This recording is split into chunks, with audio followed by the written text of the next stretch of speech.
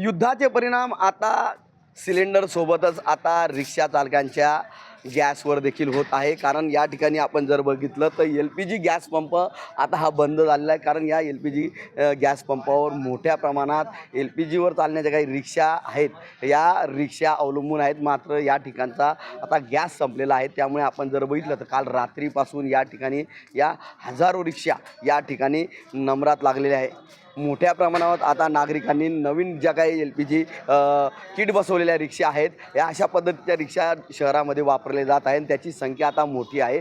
कारण या रिक्षा चालकांना हा LPG गॅस परवडत असतो, त्यामुळे अनेक जणांनी अशा पद्धतीच्या रिक्षा घेतलेल्या आहेत आणि त्या रिक्षांद्वारे गॅस भरून हे या ठिकाणी रिक्षा चालक हे व्यवसाय करत असतात। मात्र युद्धाचा परिणाम या आता LPG गॅसवर देखील झालेला आहे आणि जे काही रिक्षा चालक आहे या रिक्षा चालकांना आता या ठिकाणी कुठेही गॅस न भेटल्यामुळे अनेक रिक्षांचे नंबर आणि काही गाड्यांचे नंबर या ठिकाणी आपल्याला पाहावयास मिळत आहे। आज पुन्हा सायंकाळपर्यंत हा प्रश्न मार्गी निघण्याची चिन्ह आहेत। मात्र जर आजही ही गाडी आली नाही आणि गॅस मिळाला नाही, त्यावेळेस मात्र या रिक्षा चालकांवर उपासवारीची वेळ येणार आहे। मनीष मासोळे, TV9 मराठी, धुळे।